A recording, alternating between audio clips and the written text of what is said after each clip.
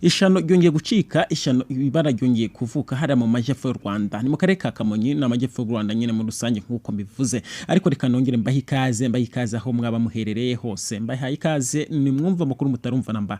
Ni Kamonyi mu majyepfo y'u Rwanda aho imodoka yongeye kurohama mu isayo, ibintu ntago byari byoroshye, aho imvura nyinshi iri kurwa mu gihugu muri rusange, aho ibiza bikomeje kugenda biratwara abantu benshi, abandi bagapfa abandi bagakomereka, ibintu by'abantu bikomeje kugenda muri rusange. Ni nako mu majyepfo y'u Rwanda ngiye kugufata nkusubize mu majyepfo y'u Rwanda nkubwire ibibaye mu majyepfo y'u Rwanda, aho imodoka yarohamye yari igiye ku kigo nderabuzima cya Kabuga, aho itwara abarwayi ibavana mu bitaro bitandukanye harimo na Kabuga ibajyana ku bitaro bya Remera Rukoma muri rusange.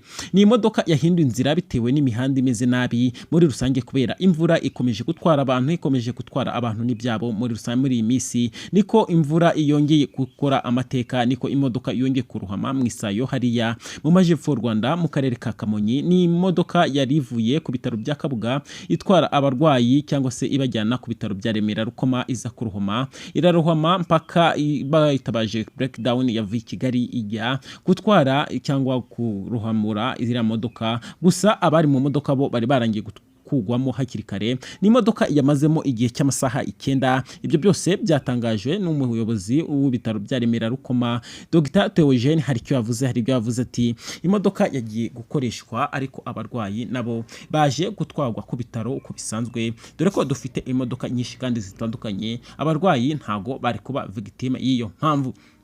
Imvura nyinshi yaguye yatwaye cyangwa yongeye gukora amateka mu Kamonyi, yatumye imodoka itwara indembe yo ku bitaro bya Remera Rukoma mu karere ka Kamonyi irada mu isayo nyuma yo kugwamo muri rusange. Iyi mbangukiragutabara yafashwe mu isayo ubwo yari yagiye gutwara umurwayi ku kigo nderabuzima cya Kabuga. Amakuru avuga ko ubwo yari igeze ahantu hazamuka hitwa ku Kabasare yananiwe kuzamuka, biba ngombwa ko ijya guca mu murenge wa Runda.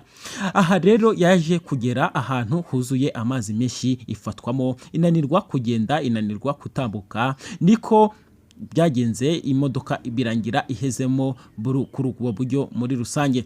Umuyobozi mukuru w'ibitabo bya Remera Rukoma Dr Jalib Theogene yatangaje ko cyangwa yadutangarije iyi nkuru ko imbangukiragutabara yamaze amasaha 9 mu isayo muri rusange.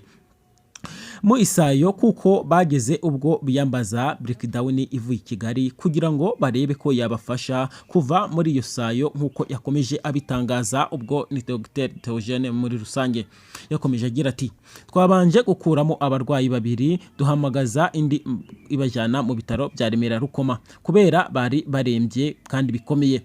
Uyu muyobozi yavuze ko yaguye mu isayo saa 7 z'ijoro, gusa ikaba yavanwemo mu gitondo cyo kuri uyu wa gatandatu. Dr Jalib avuga ko amazi yinjiye muri moteri y'imbangukiragutabara, hakaba bagiye kubijyana mu igaraje kugira ngo barebe ko ibyo bibazo babikurikirana.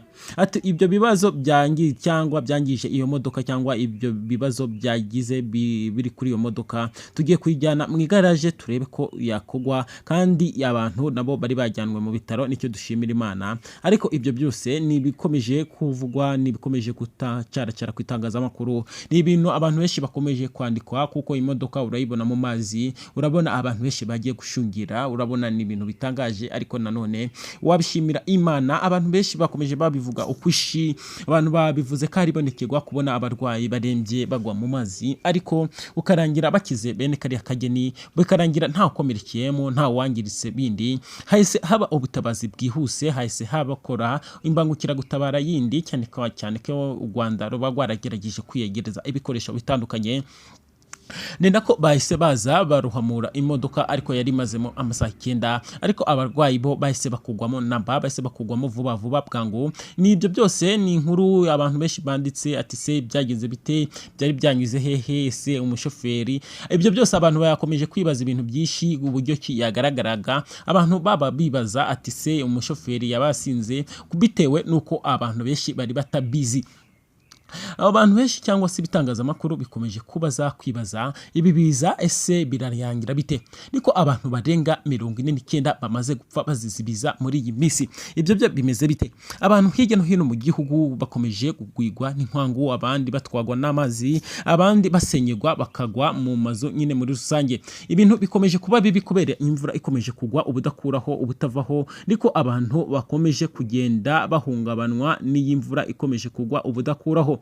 Mu turere dutandukanye cyangwa se mu gihugu hose muri rusange abantu 49 barapfuye bishwe n'ibiza bikomeje kuba cyangwa bikomeje kuba gaterera nzamba mu gihugu, aho abantu benshi bakomeje kuva mu byabo, abandi bakareka imirimo, abandi bakabura ibyo bakariye muri iyo minsi y'imvura, nk'uko tugomeza tubibona mu byegeranyo bigenda bihuzwa n'amatangazamakuru atandukanye cyangwa se n'ibyo ikigo cy'igihugu cy'ubumenyi bw'ikirere cyangwa se ikigo cy'igihugu gishinzwe ibiza no gucyura impunzi kibitangaza.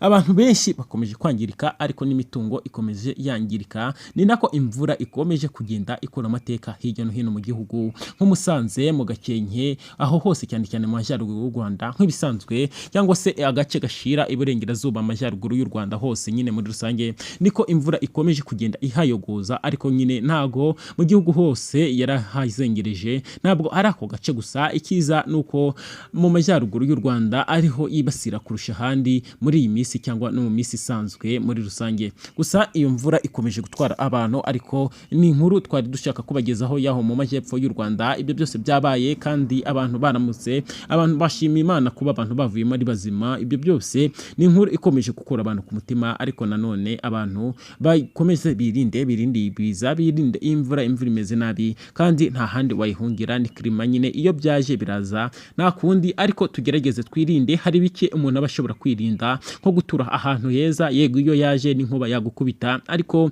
kwirinda biruta kwivuza. Amahirwe yo gupfa aba ari makeya iyo wirinze kurusha uko utirinze. Gusa turabakunda, mukomeze mukurikira ibiganiro byacu, turabakunda.